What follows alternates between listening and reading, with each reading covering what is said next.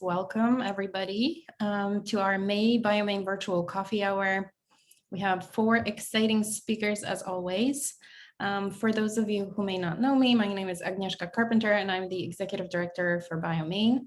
BioME is the Bioscience Association of Maine. We're a trade industry group for life science industry and community in the state and beyond. And this is an event we do pretty much every month. Some months we skip, but usually we do an hour to highlight research and also new companies or new developments that are happening within our community. So before I start, I wanted to thank our sponsors. We have some great organizations supporting us, and without you, we wouldn't be able to put together events like this one. And also a little plug-in. Next month, we actually organizing an event in person. It's going to be on June the 7th, and it's our annual Women in Bioscience, but we're actually doing it in collaboration with the Rue Institute and BioConnects New England. If you're not familiar with what BioConnects New England is, you should definitely come to this event. It's a big, really cool initiative, and we'll have our regular Women in Bioscience panel. This event is from 4 to 7 p.m. at APRE in Portland. And we're really, really happy to be able to do this event in person again. Okay. Before we start, just a couple logistics. The chat function is on, and we encourage you to leave any questions for our speakers in the chat. We will save those questions till the end. We'll have about 10 to 15 minutes at the end to ask these questions. So you can also use the chat just to say hi. And we also ask that everybody stays muted unless you would like to ask a question in person at the end. That's also possible. And without further ado, I would like to introduce our first speaker, Dr. Tamara King from the University of New England. And Tamara, whenever you're ready, you can share your screen. All right, thank you very much. There we go. All right, is that looking good? Looking great. Excellent.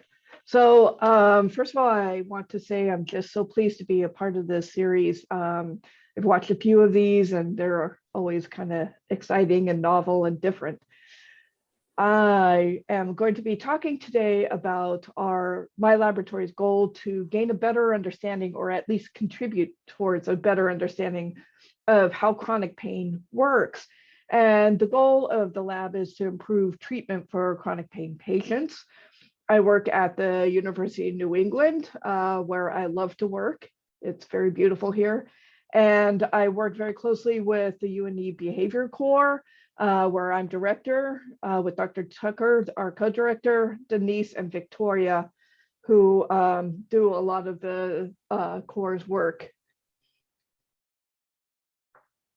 So why do I study chronic pain? Well, it's a very prevalent problem, both in the United States and actually worldwide. In the United States itself, chronic pain affects more people than diabetes, heart disease, and cancer combined. So it's a huge problem with, of course, suffering and diminished quality of life of the patients, usually their families and friends, and it's a huge socioeconomic burden as well. If you look at the most prescribed drugs in America, what you can see is that drugs prescribed for pain relief are among the top prescribed. And so this also gets at the huge burden and problem chronic pain is in the United States. Now, if you look at data showing efficacy of these drugs, you often see reports that they're not very effective in a lot of patients. And so we have a lot of people that remain suffering with chronic pain and a greatly diminished quality of life. So the question that drives me and my laboratory's focus is, how do we treat pain better? One of the things that we do is we work with a huge team of scientists all the way through healthcare professionals to get at this question. And we're part of translational research. And so the idea is to work back and forth between the bedside to the bench to derive treatments to get back to the bedside to improve treatments. And of course, communication is a huge factor. We need to listen to the patients, we need to listen to the clinicians to find out what do we need to look at, what's really driving the patients to seek the medical care. We then form hypotheses, look at molecules, look at what happens in animal models of chronic pain, what's different, what can we target. We develop molecules, and when we bring them into clinical trials, hopefully we can find drugs that work better and with fewer side effects than what we currently use. NSAIDs, which have problems with GI as well as kidney, opioids, which everybody is aware of the problems with opioids. And so that's what's driving our laboratory. One of the pain states that we focus on is arthritic pain. And so arthritis is a leading cause of disability, not only in the United States, but worldwide again. Approximately 1/4 of all adults with arthritis report severe joint pain, disabling joint pain. And this is predicted to rise as the population grows, as the population aging, and with the increase in the incidence of obesity. All of these factors are contributing to us seeing more and more people with arthritis and arthritis-associated pain. So when we start thinking about how do we look at pain, what do we look at it with pain, we go back and we listen. What are the patients saying? What are the clinicians telling us? And what they're saying is that osteoarthritis pain is not a single entity. There are multiple kinds of osteoarthritis pain. And so what most of us probably think about is mid-stage osteoarthritis. And this is predictable pain that becomes more constant with time. And it's usually triggered by everyday activities. I can relate to the climbing of stairs example, but things like climbing stairs, gardening, that kind of thing. Advanced osteoarthritis is developed in some patients, but not all. And this is associated with development of constant aching pain. It's resistant to common therapies that are used to treat most pain states, especially NSAIDs like ibuprofen. And this drives significant avoidance of activities, both recreational or movement activities, but also social activities, further diminishing the quality of life. And so one of the big questions in my laboratory is, what's the big difference between mid-stage osteoarthritis and advanced osteoarthritis? What happens to create this very hard to treat pain state? And so what we do is we go in and we start thinking about, okay, what are factors that can promote or prolong this pain state? Within the knee joint or any joint itself, there are many sources that could drive pain stimulation. So there's the pathology, the joint degeneration itself. There's mechanical forces that with walking or high impact can produce pain. There's an inflammation component to this pain state. And we know inflammation is associated with pain. That's why a lot of us take things like ibuprofen or other anti-inflammatory drugs. And in some patients, we might get development of neuropathies that drive neuropathic pain and might also worsen the joint damage itself. And so all of these are really important questions, and one of the reasons why we look at the joint itself and joint pathology. But my background is in neuroscience, so I'm very interested in what happens to the sensory fibers that innervate this joint. How do they change with the pain state? What happens at the level of the spinal cord where they first signal this pain response? There are changes here that can amplify the signal as it progresses to the brain, where it is received by multiple brain areas, all the way from the brainstem, all the way through the limbic system to the cortex. And this is what drives pain perception. And this can also drive pain modulation. So it can send signals back down the spinal cord to either further amplify the pain state, this is called descending facilitation, and is affiliated with things like neuropathy, as well as hard to treat pain states. And we can also engage what's called descending inhibition, and this dampens your pain experience. And this is a key thing that we want to recruit to help pain relief. So this underlies things like placebo pain, mindfulness pain, exercise pain. And so this whole system is what I need to take into account as I'm studying the basic biological mechanisms driving chronic pain. And so we ask questions like, what factors differ between different stages of OA pain? What differs between males and females? So it turns out females are more susceptible to develop advanced osteoarthritis pain. They're more often diagnosed, and they often report more severe pain compared to their male counterparts. And where are these differences along this pathway that I just outlined to you?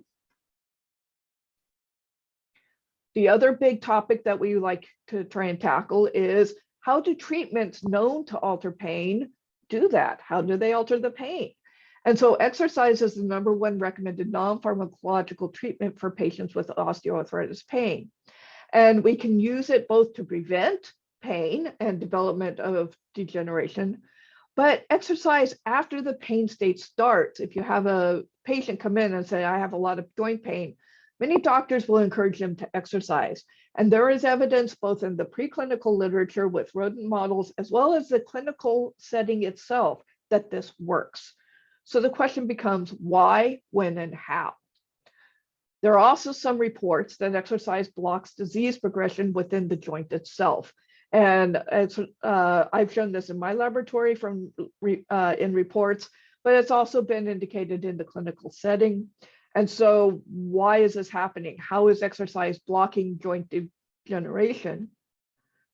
What kind of exercises work best? Do we want to stick with aerobic? Do we want to get strengthening exercises? How does yoga work, for example? How often should exercise be engaged in, and how much? What's the intensity of the exercise program? And these are really important factors. There's literature out there indicating that if you go too hard or too often, you might actually flip and worsen the joint degeneration and the pain state. And there's evidence that joint pathology does not correspond to pain or pain relief. So how does this work? It really highlights how much we do not understand about joint pain and about arthritis itself. And so what I do is I bring to bear many tools that are available to us. As I said, I'm director of the Behavior Core. I have always done behavior readouts of pain, and I work with my fantastic team here. And I combine what we do with the behavioral analysis of pain with different forms of looking at what's going on in the joint itself. I work with our colleagues over at MMCRI to generate 3D models of the joint and what happens in the context of pain, what happens in the context of exercise to make it better. And I also look at cutting edge neuroscience tools like fluorescent labeled pain fibers that innervate the joint. How do they change? And so with that, I'm sure I'm close to time, so I'm going to stop and I look forward to our discussion. My laboratory, as well as this UNE Behavior Core, is funded by an IDEA Award for the National Institute of General Medicine Sciences. And this was awarded to Dr. Meng, who oversees the whole big project as we've grown over time. And as I already acknowledged, I work with these fantastic women to perform the behavioral analyses associated with the chronic pain states. And so with that, I'd like to thank you, and I look forward to our discussion. Thank you so much, Tamara. I definitely learned quite a lot about pain and exercising once again. Okay, and you mentioned MMCRI, so our next guest is actually from MMCRI. Chuck Lubelczyk will be talking about ticks, very much on time in May. So Chuck, whenever you're ready.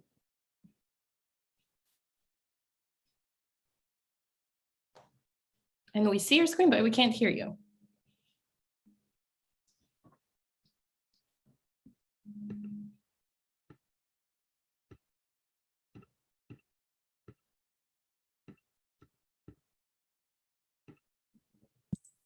Can you hear me now? Yes. Okay. Yep. So, so I'm going to be talking a very broad discussion about tick-borne disease that we have as an issue. It's a public health as well as veterinary health issue occurring in the state of Maine. Our laboratory at the Maine Medical Center Research Institute works pretty closely with the Maine Center for Disease Control, which is our state public health agency based in Augusta, as well as the Federal Centers for Disease Control based out of Fort Collins, Colorado. And so I'm going to go over various aspects of ticks as it relates to our public health or vet issues occurring in Maine. Now, many people don't realize that we actually have 14 different species of ticks that are potentially found in Maine. And even though I mentioned the name Maine here, this actually is probably applicable to a lot of what occurs in northern New England and upstate New York as well. We have the benefit of having a slightly different climate as well as geography from some parts of southern New England. And so what goes on up here in the northern parts of the Northeast is actually a little bit different than what we see going on in some states like Connecticut and Rhode Island. The most important tick to wrestle or worry about is the deer tick or black-legged tick, which is a vector of several pathogens, including Lyme disease, but also Powassan encephalitis virus and anaplasmosis. The woodchuck tick, which is seen here in the second line, is closely related to the deer tick and is indistinguishable to the naked eye from the deer tick. It is not as encountered as frequently by people. However, in some studies that have been conducted, the biggest exposure cohort among humans is actually in small children. This tick tends to stay in close proximity to the burrow of wildlife, such as woodchucks, skunks, and raccoons. And so kids, if they're playing down close to the ground and could be in proximity to a burrow in a peri-domestic landscape, could potentially be exposed to this tick. It is also a vector of Powassan encephalitis virus, which has been in the news a little bit lately because we have had a couple of cases reported in the last year, two of which have been fatalities reported from this past early spring, late winter. And then finally, we have the American dog tick, which is a ubiquitous and widespread tick occurring in the Northeast. In the southern parts of the U.S., it is a vector of diseases such as Rocky Mountain spotted fever. But here in the northern parts of New England, we have it just as a nuisance species. But as a nuisance species, it's quite important because it is hyperabundant during its very short season, which occurs during the springtime into early summer. This is just a graph showing the difference in sizes of deer ticks on the top, dog ticks on the bottom as our two most common tick species. And you can see that there's some difference in morphology as well as size of the ticks. Overall, deer ticks tend to be a slightly smaller tick. They are also a little bit less hardy. Dog ticks tend to be a bit tougher. They are not as susceptible to things like drying out or desiccation from sun and wind, and so can occur in a wider range of habitats, including open parklands, mown lawns, and in areas like dune grass near beaches. Whereas deer ticks are primarily restricted to forested habitats. The greatest mortality factor for them in nature tends to be desiccation or drying out, along with excessive moisture in the springtime, which could cause molding of the ticks. This is just a graphic showing the size of the deer tick nymph.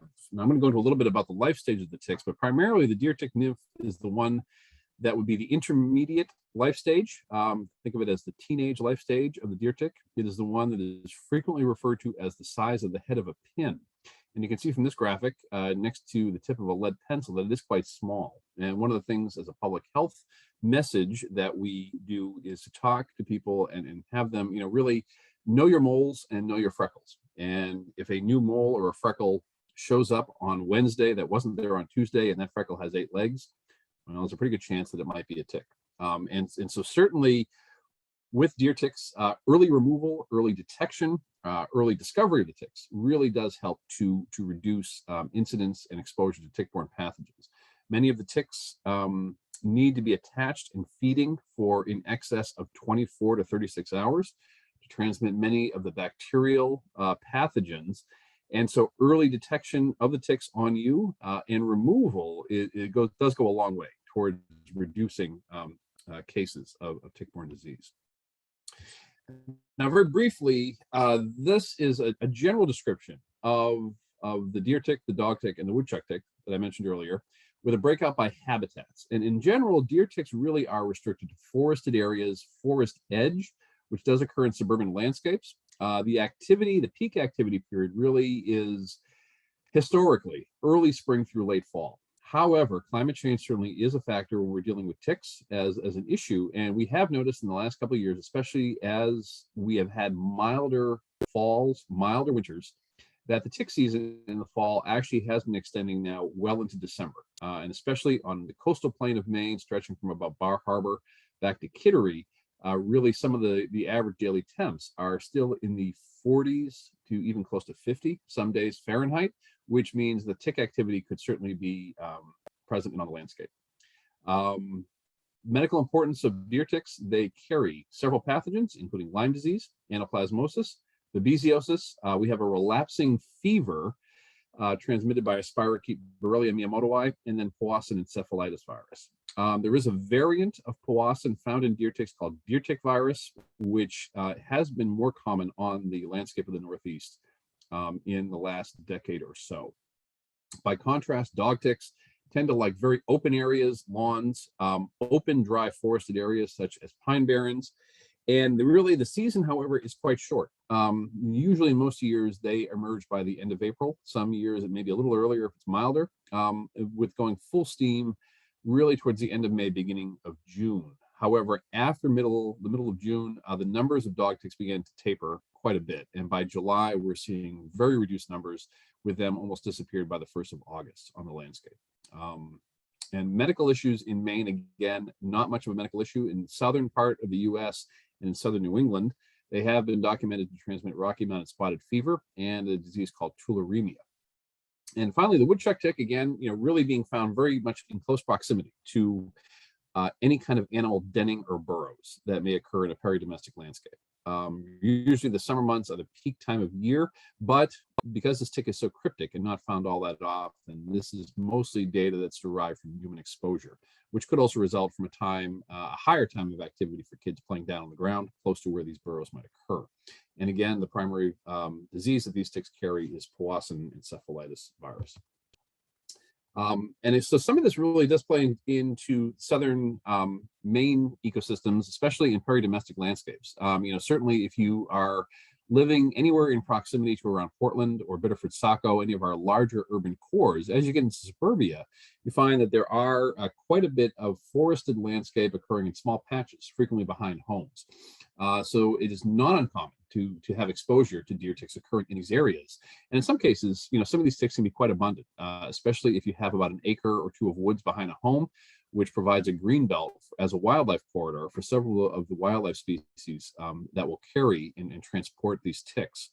We have found on research that there are things that folks can do, however, in a landscape like this, such as getting rid of brushy areas close to homes or close to areas of high human or pet activity.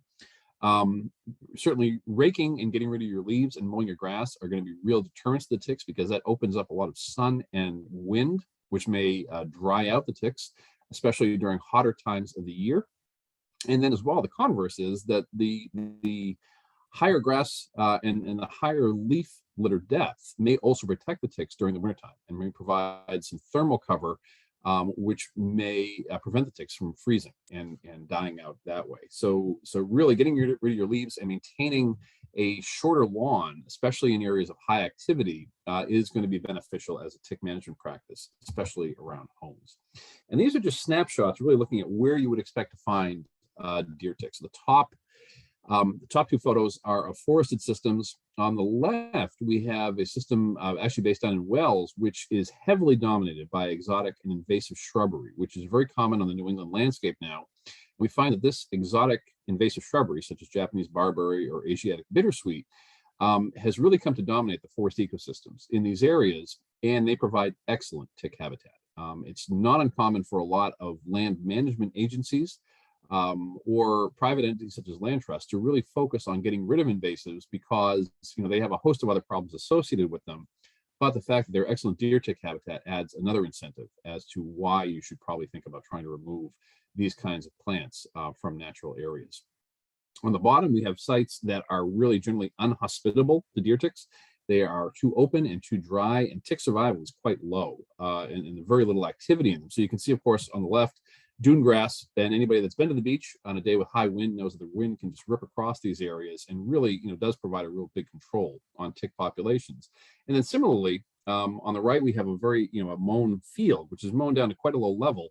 However, the qualifier is in the back. You do see the edge line of a forest, and that is also not uncommon in a lot of suburban landscapes where you have wood edge that comes up right onto your lawn. And these tend to be the areas of highest tick exposure in a residential area. And so certainly, if you have kids that are playing in those areas, or you have pets that are roaming around, these are going to be areas that are going to have the highest potential for exposure. And now Maine, unlike some of our southern states or southern New England states, Maine is still very much a changing landscape as far as tick-borne disease. We do have parts of the state that have low incidence of tick-borne disease, but the ticks are just now appearing. So areas of our western mountains, areas of Jackman in upper Somerset County, areas of the down east coast around Calais, and then also areas of Aroostook County around Presque Isle and Fort Kent are just now beginning to see the presence of deer ticks appearing. And this was certainly not the case 10, 20 years ago. Ticks at that time really moving in to the state. And although they are now well established along much of the coast, especially from Bar Harbor going west, we are finding that they are making more inroads every year further on. And this life cycle graphic just shows times of year when ticks are going to be active. And so from this, you can really see that ticks potentially are a year-round problem. For us, really, the time of year of least worry has historically been the wintertime, when temps that are getting below an average daily of about 40 degrees or so are really now not happening in a lot of the southern parts of the coast. And so tick activity is occurring into December and January. And this graphic showing through 2010 does show when the seasonal peaks for deer ticks are occurring. And really, the big time of year when most of the subadult nymphs are out, which cause the most cases of human Lyme disease, are still peaking in the summertime. And really, June and July are peak times for Lyme disease case reports coming in. Some of this may be because abundant ticks are on the landscape, but also some of it is also behavioral. It's a time of year when the weather is warmer.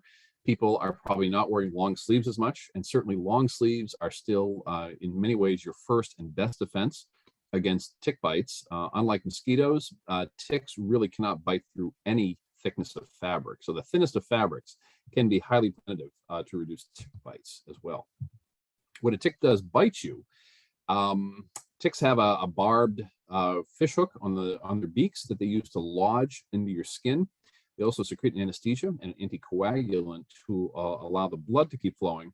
And, ticks, if left alone, can stay on for several days. So many of you, if you have pets, such as cats or dogs, you may notice you get engorged ticks off of your animals.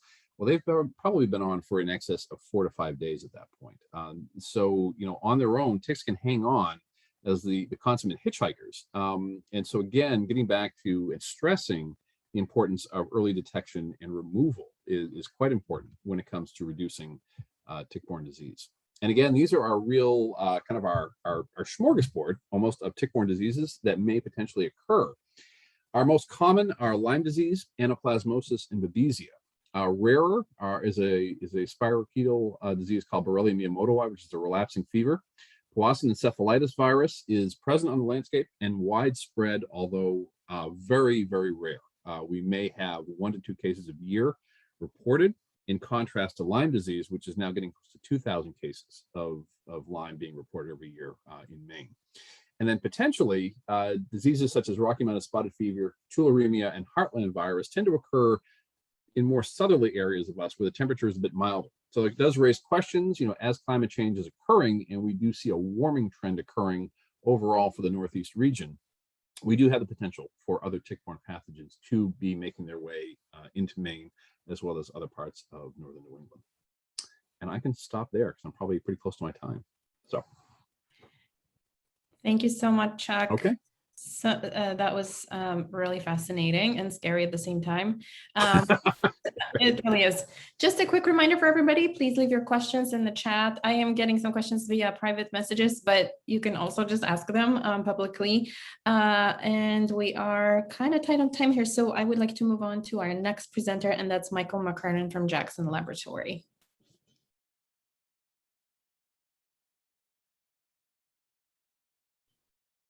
There we go, unmuted. Yes. Thanks so much. I just want to give everybody a heads up that my Zoom is being a bit flaky today. So if it happens to drop out, it usually reconnects right away. But if I happen to go blank, that's the reason why. So let's hope it doesn't happen.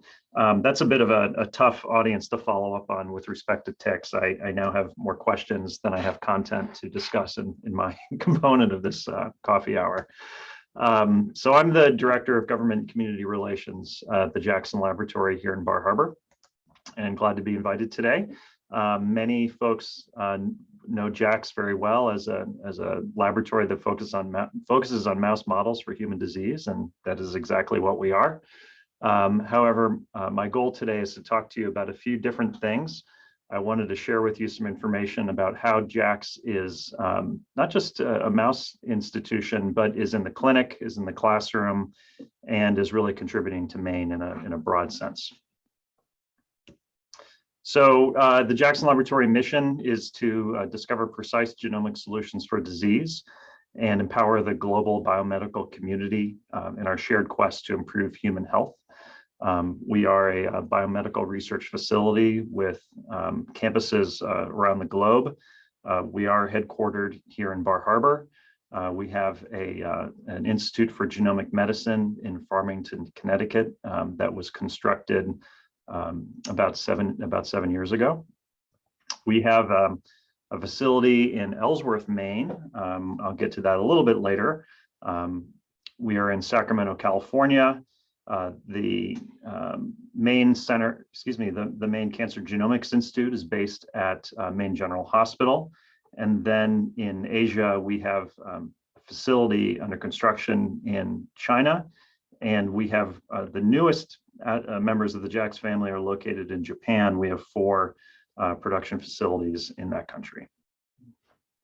All told, we're over 3,000 employees worldwide, combining scientists, students, veterinarians, operations staff, administrators, a lot of people focused on mammalian models for human disease. So a couple different things as we talk about JAX in the clinic. The first is I'd like to mention the Maine Cancer Genomics Initiative.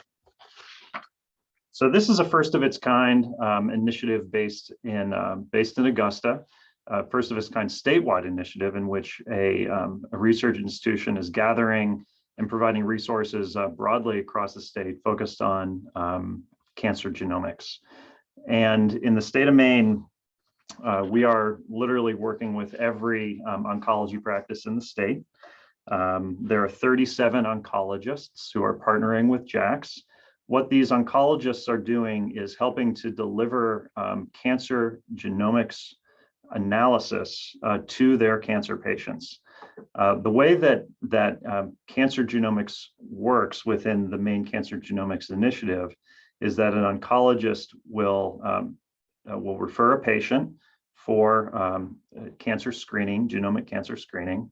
That patient will then participate in what's called a genomic tumor board, where a panel of scientists, oncologists, researchers, health professionals will discuss specific genomic sequencing of that tumor. And the panel has knowledge of clinical trials and has access to information that will help to provide that patient with advice or recommendations or kind of a roadmap for how they might consider, and that oncologist, how they might consider treatment for that specific patient based on the specific genomic profile of their tumor. So it brings to bear resources from around the state, from outside the state, experts at different cancer centers, really working on an individual basis for single Maine patients. So as I said, we have 37 oncologists. We've had almost 600 Maine patients who have been discussed in the setting of a genomic tumor board. And 15 of those patients are involved in clinical trials. And we are with many healthcare systems, private practices, and even pediatrics around the state. The second clinical component I'd like to tell you about is the Rare Disease Translational Center. So this is Dr. Kat Lutz, and Kat is a scientist and researcher here in Bar Harbor, and she's the new director of our Rare Disease Translational Center. And as Dr. King described in her slides, you know, there's this process from beginning a research question at the bench and then seeing it through the research process into potentially a therapeutic setting for a patient. And that's really what is at the basis of this Rare Disease Translational Center. So Jackson Laboratory is modeling human rare disease, and a rare disease is a disease that impacts fewer than 200,000 people. Rare diseases are typically not the focus of commercial research or commercial drug discovery, unfortunately, because it's not a profitable exercise for most companies. The number of patients is very small. So in that sense, it is incumbent upon independent research institutions like JAX to fill a void where there isn't broader support for these particular rare diseases. So this is really an expertise of Dr. Lutz and of and of JAX, and is the focus of this relatively new and expanded focus of the lab. Okay, so JAX is in the clinic. JAX is also in the classroom. And before I was in external and government affairs here at JAX, I was part of the JAX genomic education team. So this part of the presentation is very near and dear to me. This is a nice picture from our training lab where we had a group of students from the Roux Institute come up and receive some hands-on training in the laboratory as part of our partnership with the Roux. So JAX genomic education is statewide. Most of our productivity in terms of genomic education in Maine is focused on the K-12 section of our audience. So since about 2014, JAX genomic education has been in individual classrooms. We've worked with over 9,000 high school students to provide genomics lessons to them within a number of different classes. We've done this by focusing on teacher professional development and starting with teachers. And we've accessed and worked with teachers from about 75 schools across the state. Every school with kind of a blue arrow is where we have a teacher who we have helped to train in genomics in the classroom. There's lots of other schools in Maine we need to get to, and we're trying every year to add some more schools to our list of partners. In addition, we and the Maine Math and Science Alliance are involved in the Maine State Science Fair. And since we started to run the Maine State Science Fair in 2011, over 1,200 students have participated and through partnerships with Maine's university system and some private colleges, we've been able to award over $4 million in scholarships to Maine high school students who've participated in the Maine State Science Fair. So JAX is in the classroom statewide and it's making a real impact. This is another way of illustrating how we're in the classroom with teaching the genome generation.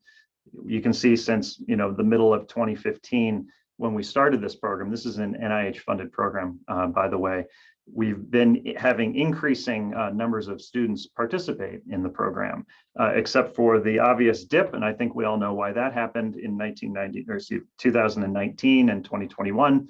But we see this really nice uptick in readoption of genomics lessons in the classroom as teachers and students have gone back to school.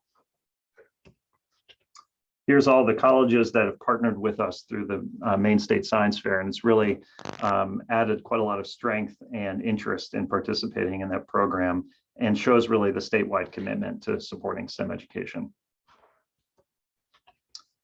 So I just wanted to close by saying about a couple of things about how the Jackson Laboratory is also making a contribution to the state. And JAX as an institution is an economic engine that drives quite a lot of productivity statewide. We know from the BioME industry report where JAX stood. It's not JAX, where the state stood, excuse me, in 2019. And I understand that a new version of this should be coming out maybe this year. We know from the Maine Economic Development Strategy where we need to go. and with respect to R&D. And we know from reports like the measures of growth kind of how that's going. So we have lots of interest and intelligence focused on expanding R&D within Maine, because it's really vital to our quality of life and our economy. Unfortunately, this is something that probably everybody on this call is well aware of, but it does bear repeating, that Maine is not keeping up to pace, at least in terms of where the Maine Development Foundation has indicated we should go in terms of state investments in R&D. In fact, MDF is quite unambiguous when they said in their 2021 report that Maine trails badly in R&D investment. And if you look at that bottom purple line, it's not only trailing badly the goal, but you can also see that it's decreased since 2008, when these data were first started to be collected and reported. That's quite far behind the US and New England, which sees a significant, much more significant component of their GDP focused on R&D spending. This is where JAX stands in terms of our economic development. We have grown institutionally since 2014 to 2021. We have increased both capital expenditures, that's building of buildings and facilities, and also operational revenue, largely derived from our mouse operations.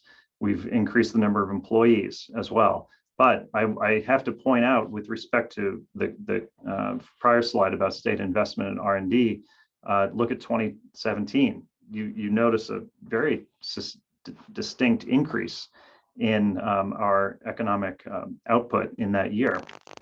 And the reason for that, one of the reasons for that, is that's the year that Maine passed an R&D bond of approximately exactly $45 million to fund the Maine Technology Asset Fund. And JAX was granted in a competitive process $12.5 million from the MTAF. And you can see that in that year, that really stimulated JAX growth over the last 5 years. That grant from MTAF was directed at the Ellsworth facility, the Charles Hewitt Center there, which has helped JAX expand its ability to produce and distribute mouse models around the world. So this really, I think, illustrates quite well the importance of that state funding to help stimulate R&D. And it's not just at JAX. I'm sure all recipients of those MTAF dollars could show similar growth as a result of that investment. JAX's vendors are all over the state, and I just wanted to close by giving you one of my favorite examples, and that is our partnership with Maine's heritage industry. These are Maine wood pellets. One of the largest vendors of the Jackson Laboratory, to the tune of millions of dollars a year, is the Maine Wood Pellet Company. And so they fuel our boilers here in Bar Harbor. And it's the sound of Maine economic growth and development when those pellets are delivered to JAX, sometimes a couple times a day in the heart of the winter. And we see how biomedicine and R&D can stimulate not just science, but also industries around the state. Thank you very much. Thank you so much, Michael. This was great. I think a lot of people are familiar with Jackson Lab, but maybe not exactly how Jackson Labs is involved in the state and all kinds of community projects that you're working on. Okay, so we are running a little bit behind time, but we, last but not least, have Josh Soley from Maine Realty Advisors. Josh is our real estate agent, but he will have some trends for us that I think you'll find interesting. And Josh, whenever you're ready. Oh, you're muted. Thank you. Sorry for the reminder. Sharing my screen now. Can everybody see? Yep. Oh, sharing the wrong screen. How about now? Yes, perfect. Okay, great. Thank you for the introduction. Yes, I am Agnieszka and Bioscience Association of Maine's commercial broker, and that's how we met. And after knowing Agnieszka for a couple of years, I said, I'm really interested in what it is BioME is doing. And I started to understand that this is an organization of like-minded individuals in the life science space. I said, wow, it's pretty interesting because in Maine real estate, I am not a doctor. I'm not a PhD. I have really nothing to do with 99% of what it is you guys are all talking about. However, I do find it very fascinating. But the big topic in commercial real estate, both nationally, locally, statewide, and throughout New England, is the life sciences as a trade. And a couple of years ago, as cannabis got really big in Maine, we had to, from a commercial real estate standpoint, we had to understand what was happening. And right now, we're doing the same sort of studies on life science and as an industry. And I said, well, this sounds very interesting. I'd like to get involved. And my presentation today is not about anything pertaining to the sciences, but it's pertaining to life science as it relates to the commercial industry and its growth throughout New England. And I put together a little presentation here just about how that growth has really occurred, what's driving that growth of life sciences altogether, and why it's spreading so rampantly. And I'm looking at this from the lens of my office. Maine Realty Advisors is the largest full service commercial real estate service firm in northern New England. We are headquartered right here in Portland, Maine. We do the majority of life science and office space leasing throughout the greater Portland area from Bangor to Kittery. And our colleagues down in Boston who are seeing constant absorption in the office market from spinoffs that are coming out of Cambridge and particularly MIT are starting to leak up here into Maine, and we're seeing the life science industry as a whole grow. And so I put together this report strictly from a real estate standpoint, looking at the life science industry and saying, this is what's going on in real estate. And then I also wanted to make myself available to anybody here or any friends of friends out there if they know, you guys know your trade and I know mine, and if there's a way that we could work together and help each other. I'm constantly placing biomedical, medical, laboratory space anywhere throughout Maine. So I thought, fun partnership.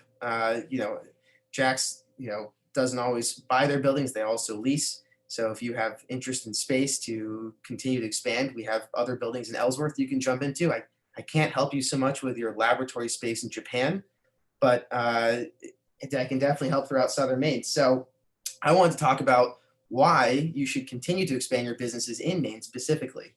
And so this slide talks about Boston, which is the hub of New England, and how average cost of space per square foot is greater than $50 a square foot, and particularly twice that in and around Cambridge. And that's an extremely high cost basis, and it's extremely high carry for any startup laboratory space, any doctors that want to go out and do their own private research. It's incredible, the monthly and the annual costs associated. And I've included some statistics here that was released by some colleagues of mine out of CBRE in Boston on what they're seeing. And then I've put together some statistics of my own for the state of Maine. And I wanted to point out that if you look at this number of laboratory space throughout Southern Maine at 1.36 million, which makes up a little over 10% of the entire office space throughout Southern Maine, it's relatively nominal. Whereas if I go back to looking at Boston, they've got 3.1 million square feet already leased, another 3.9 million square feet under construction. They're going to have close to 7 million square feet of space. Whereas in this market, we only have 1.36 million, whereas they carry a 3% vacancy, which is really driving these rates, making it so incredibly expensive to continue to lease office space throughout the Boston and Cambridge area. I'm seeing lease rates being closer to 50% of the average rate in Boston and 25% throughout, 25% of Cambridge pricing, 50% of Boston-centric pricing. So we've done some massive leases. The big players right now in the Southern Maine area are obviously Maine Med, which is going through a $500 million expansion in the next couple of years, strictly from a real estate standpoint. The development of their parking garage, whereas not life science, is supplementary to life science. And we're involved in every single piece of real estate. So, and then Abbott Labs, which has leased more than 100,000 square feet in the past year, including recently taking some of our space at 175 Running Hill Road, which has an additional 45,000 square feet still available of strictly laboratory and office space. We're offering that as little as $15 a square foot, whereas we just showed it's as much as 100 in and around Cambridge. So I think it's really interesting seeing this boom in life science, which is really the buzzword in real estate, and understanding why is it life science is booming now more so than ever, particularly in my side of the industry. And these driving forces, as I understand it, I've listed out here. I'm seeing that it's almost like when you 10 years ago, you said, I'm in the virtual reality space. Every VC person wanted to throw out money and say, okay, we want to be on this trend. I think life science, more so than ever, is starting to creep into other industries like real estate, VC. There's more state grants now than ever before. Cap rates, which is the rate of return we use in analyzing investment properties, are dropping, meaning that the stability of the industry as a whole has gone up. When we see a building is entirely leased out to research analysts, it has significantly less risk than you might find with other office spaces. Proportionately, you buying an office building with lawyers or accountants, research space is equal to, if not greater than, in value, which is making tremendous amount of capital flow the direction of the life science industry.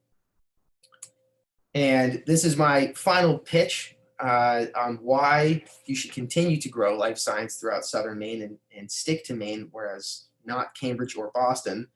But I mentioned earlier, Boston's vacancy rate is sub 3%, and they have 6 million square feet. So all of that competition being absorbed rapidly, it's hard to get any good space at any reasonable rate.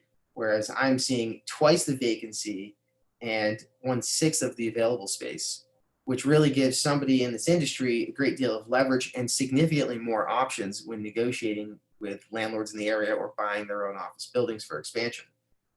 And the rest of these are pretty self-explanatory for those of you who live in Maine and know Maine well. Cost of living, cost of transport, cost of wage, all significantly lower in Maine. And I appreciate many of the people here are already in Maine, so it's not as much of a sell, but I'm hoping somebody watches this video from Boston and watches this presentation and says, holy smokes, I see what's going on up in Maine. I could open my business at half the rent, 50% of the labor, and I could double my square footage, all while saving money. And more than that, I think we want the business here. I think that the barrier to entry when it comes to permitting construction is significantly less so than you're going to find in any other metropolitan area. So that's my whole presentation. If you have any questions, let me know. Thanks so much, Josh. Lots of very exciting trends there. Okay, so now we have not much time. We might maybe go a little bit over, but if anybody needs to leave right at 11, we understand. I do see that Chuck Lubelczyk has his virtual hand up. Is that because you have a question? I did. I actually had a question for Josh. Okay. So, so one of the things that I noticed, and I teach occasionally at the University of Southern Maine, and one of the things that we noticed during COVID starting was I just noticed this with some of my students, especially in rural areas. Our infrastructure, our broadband infrastructure in rural areas is absolutely horrible. I mean, it really is. And Maine does really statewide need to up its game on that. Do you see that as a big challenge, though, for getting more biotech in here? So there's going to be a difference of terminology here between the two of us as we're coming from different angles of the industry. But it sounds to me like you're really talking about fiber optic internet speed. Is that correct? Yeah, right. Yeah. So there are different levels of cabling that you can add to a building from a real estate perspective that when you hopefully call us up and you say, hey, Josh, we want to take on more space, we want to expand, and you say this is a really big, important piece of your business is you need this fiber. The questions your real estate consultant, professional, broker that is helping you make this decision should be asking the right questions to the landlord. For instance, is your building run with Cat 5, Cat 6? What is the level of what is the level of bandwidth that's available? And if it's not sufficient, you need to flush that out quickly and move on to the next, because there certainly are tremendous Class A buildings that are fully equipped with the latest technology. And if the building doesn't have it, you can often find a landlord willing to improve their own building to accommodate you, and they will do their own research to find out what it takes to increase that level of bandwidth for you. So when we did that, we just did a 25,000 square foot lease for Abbott Diagnostics in Scarborough. They required a Cat6 cabling, and we were so anxious to have them as a tenant, we paid for the whole thing out of pocket from the landlord's perspective. We were willing to do whatever it took to get these life science tenants to come up to Southern Maine. Okay, cool, great, thank you. Thank you both. Okay, I do have a question for Dr. Tamara King in the chat. So do you notice any trends by age or gender for the level of pain people reach before they begin reporting it? That's a great question. And so what's been noticed and reported in the clinical setting is that the typical age has been reported as 65 and older. And one thing that's happening is the age of onset for osteoarthritis and osteoarthritis pain is actually getting younger. And people are attributing that to sedentary lifestyles and the obesity epidemic. The second point for that question is, in the earlier time points, women seem to have a higher diagnosis rate and higher prevalence of pain. But as the age increases, the men seem to catch up. So the males seem to catch up the prevalence of osteoarthritis pain. Great, thank you so much. Okay, I do see a question for Michael McKernan from Representative Sarah Pebworth. I'm curious about JAX's connection with Japan. I'm always also curious. I didn't know about this. So if you could talk about that a little bit. Sure, real quick. So first, I just want to remind everybody that Jackson Laboratory is an independent nonprofit research institute, but our Japan business is it's a little bit different. It's a wholly owned subsidiary of JAX, and it came about through the acquisition of the business of Charles River Laboratories, which is a commercial company with a footprint in Japan, and JAX acquired those operations in the country of Japan. The rationale for doing it was to provide greater access to research models to customer base in that part of the world. And I'm sure there are many other aspects of it that I could look into if you had some more specific questions. But it's strictly a production facility. It's not an aspect of our research mission right now. Great, thank you, Michael. And lots of questions about ticks. I will try to condense. They're all in my direct messages, but Chuck, why is there no vaccine for humans for Lyme disease, if you know this? And also the Lone Star tick, is it in Maine or is it coming to Maine, and how scared should we be? Okay, there are a few vaccines that are actually proposed on the horizon. I think we may expect to see clinical trials in the next couple of years for at least a couple of them showing up.